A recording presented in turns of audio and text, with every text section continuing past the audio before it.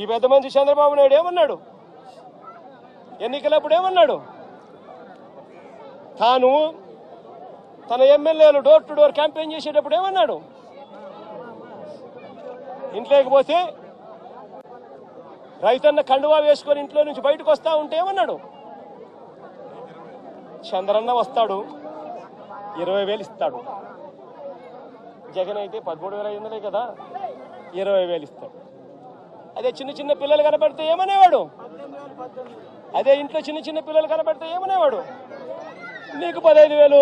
చిట్టి తల్లి ఇట్రామ్మా, తల్లి ఇటు ఇటు ఇటు ఇటు ఇటు ఇటు దగ్గరకు వచ్చి ఇటు ఇటు ఇటు ఇటు ఇటు నీకు 15,000. ఇదిగో నీ తమ్ముడికి నీకు 15,000. అదిగో నీ తమ్ముడికి ఇంకో తమ్ముడి దగ్గరకు వచ్చినా నీకు కూడా 15,000. నీకు ఇంకో పాప నీకు కూడా 15,000.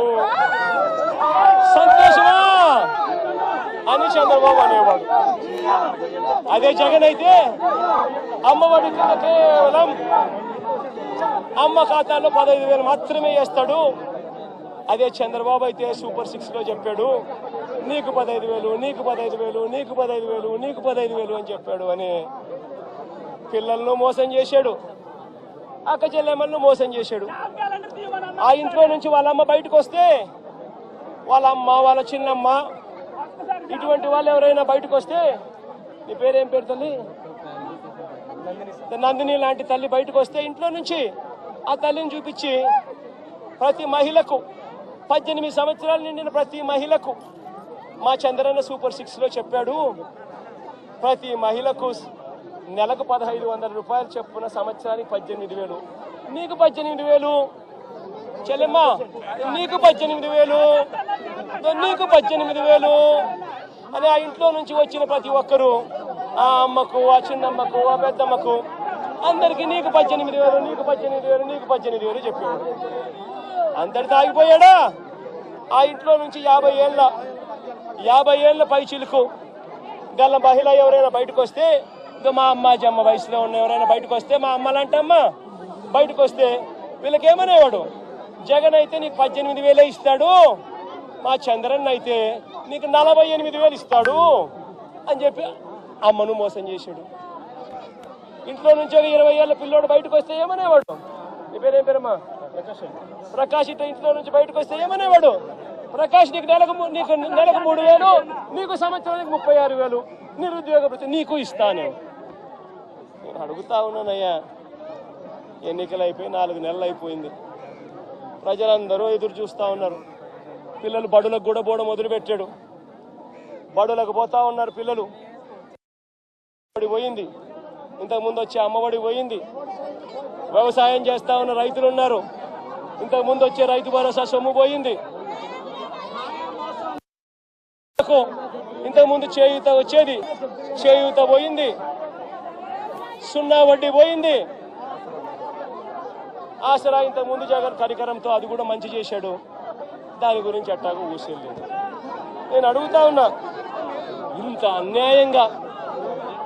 అన్యాయంగా ఒకవైపున అందరినీ మోసం చేస్తూ, మరోవైపున వాళ్ళ స్కూళ్ళకు వెళ్ళేటప్పుడు వాళ్ళ స్కూళ్ళల్లో వాళ్ళు తినే వాళ్ళ గోరుముద్ద ఈరోజు నిర్వీర్యం అయిపోయింది. ఈరోజు గోరుముద్ద కోసం మంచి తిండి లేక పిల్లలు ఈరోజు హాస్పిటలైజ్ అవుతున్నారు, స్ట్రైకులు చేస్తూ ఉన్నారు. గోరుముద్ద ఈ పిల్లల్ని గాలికి ఎగిరిపోయింది. ఈ పిల్లలకు సంబంధించిన నాడు నేడు ఆగిపోయింది. ఈ పిల్లలకు ఇంగ్లీష్ మీడియం చెప్పే టోఫుల్ క్లాసులు, 3వ తరగతి నుంచి చెప్పే టోఫుల్ క్లాసులు ఆపేశారు. ఈ పిల్లలకు తల్లులకి మార్చిలో ఎన్నికల కోడ్ వచ్చేసింది, అంతే. జనవరి నుంచి ఇప్పటిదాకా 2,000 కోట్ల పైచిలకు ఆరోగ్యశ్రీ బిల్లులు పెండింగ్. ఆరోగ్య ఆసరా ఊసేలేదు. 104, 108కి సంబంధించిన జీతాలు చంద్రబాబు ముఖ్యమంత్రి అయిన తర్వాత వాళ్ళకు జీతాలు రాలా. నీ పేరేం పేరు?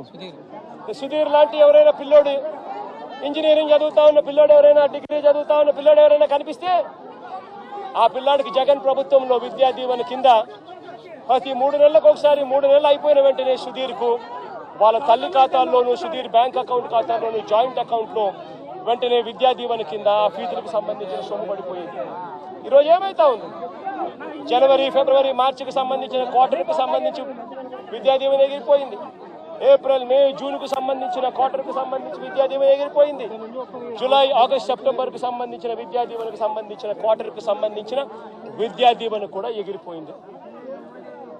ప్రతి ఏప్రిల్లో వసతి దీవెన సుధీర్కి అందేది, సుధీర్ తల్లికి అందేది తన బోర్డింగ్, తన లాడ్జింగ్ ఎక్స్పెండిచర్ కోసం. అది కూడా ఎగిరిపోయింది.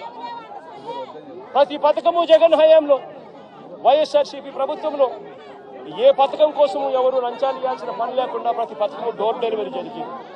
పెన్షన్ కావాలన్నా డోర్ డెలివరీ, పథకం కావాలన్నా డోర్ డెలివరీ, రేషన్ బియ్యం కావాలన్నా డోర్ డెలివరీ జరిగింది. ఈరోజు ఏం జరుగుతూ ఉంది? ఈరోజు పెన్షన్ కావాలన్నా, ఇవ్వని పథకాలను సైతం లంచాలు తీసుకోవాలన్నా, పెన్షన్ కావాలన్నా కూడా ఈరోజు జన్మభూమి కమిటీకి సంబంధించిన, తెలుగుదేశం పార్టీకి సంబంధించిన నాయకుల ఇంట్లో సచివాలయ సిబ్బంది అక్కడికి పోయి ఆ నాయకుడు ఇంట్లో పెన్షన్ను పంచుతారు. మేము ఎందుకయ్యా తెలుగుదేశం పార్టీ నాయకుల ఇంటికి మేము ఎందుకు పోవాలి అనేవాడు 2 నెలలు అలా రాకపోతే పెన్షన్ కట్. జరుగుతూ ఉందా లేదా? నేను అడుగుతా ఉన్నా. ప్రతి విషయంలోనూ అబద్ధం. గవర్నెన్స్ పూర్తిగా గాలికి ఎగిరిపోయింది. ఈరోజు తెలుగుదేశం పార్టీకి సంబంధించిన వ్యక్తులు ఏం చేసినా కూడా పోలీసులు అడిగే పరిస్థితిలో లేరు. ఎవరైనా పోలీస్ స్టేషన్కి వెళ్ళి కేసు పెడితే చాలు, రివర్స్ కేసు పెట్టిన వ్యక్తి మీద రివర్స్ కేసులు పెట్టే పరిస్థితి ఈరోజు ఉంది. ఈరోజు రాష్ట్రంలో అతలాకుతలమైన పరిస్థితుల మధ్య ఈరోజు రాష్ట్రం పరిపాలన జరుగుతా ఉంది. ఆశ్చర్యం కలిగించే విషయాలను అడుగుతా ఉన్నా. దారి పొడుగునా ఈరోజు వచ్చేటప్పుడు అడిగిన, మీ గ్రామానికి సంబంధించి వరదలో మీరంతా ముంపులో ఉన్నారు. వరుసగా మీకు ఫ్లడ్ అలర్ట్స్ ఉన్నాయి. 1వ తారీఖు నుంచి 9వ తారీఖు దాకా నీళ్లు విపరీతంగా ఉంటాయని చెప్పి తెలుసు. రిపోర్ట్లు ఉన్నాయి మీ దగ్గర. మరి వీళ్ళందరికీ కూడా రిలీఫ్ సెంటర్లకు షిఫ్ట్ చేయాలా లేదా? వీళ్ళందరినీ రిలీఫ్ సెంటర్లకు షిఫ్ట్ చేయాలా లేదా? అడగండి వీళ్ళందరినీ. వీళ్ళలో ఎవరినైనా ఒక్కరినైనా రిలీఫ్ సెంటర్లకు షిఫ్ట్ చేశారా? ఎవరైనా వాళ్ళందరినీ చూసుకున్నారా? ఎవరైనా వాళ్ళకు మెయిల్ చేశారా? ఇరిగేషన్ సెక్రటరీ చేయాల్సిన ఫ్లడ్ కుషన్ మేనేజ్మెంట్ చేయరు. రెవెన్యూ సెక్రటరీ చేయాల్సిన రిలీఫ్ క్యాంపులు ఏర్పాటు చేయరు. హోమ్ సెక్రటరీ చేయాల్సిన లోతట్టు ప్రాంతంలో ఉన్న షిఫ్టింగ్ చేయాల్సిన మనుషులు షిఫ్ట్ చేయరు. మరి ఏ రకంగా ఈ పరిపాలన సాగుతూ ఉంది అన్నది ఆలోచన చేయమని చెప్పి ప్రతి ఒక్కరిని కూడా విజ్ఞప్తి చేస్తా ఉన్నా. ఇలాంటి దారుణమైన పాలన ఖచ్చితంగా పోవాలి. ప్రజలందరికీ కూడా ఈ 4 నెలల్లోనే అర్థమవుతా ఉంది. చంద్రబాబు నాయుడు గారు లాంటి అన్యాయస్తుడు తాను చేసిన మోసాలు, తాను చెప్పిన అబద్ధాలు మోసాల కింద మారుతా ఉన్నాయి. మోసాల నుంచి ప్రజల్లో కోపం పుడతా ఉంది. ఆ ప్రజల కోపం పెంచుకొని ప్రజలు రోడ్ల మీదకి వచ్చి చంద్రబాబు ప్రభుత్వానికి వ్యతిరేకంగా తిరగబడే రోజు కూడా దగ్గరలో ఉంది. అది జరగకూడదు అని చంద్రబాబు నాయుడు రెడ్ బుక్ పాలన సాగిస్తా ఉన్నా కూడా అవి ఎక్కువ రోజులు ప్రజలను అలా నిర్బంధించలేరు.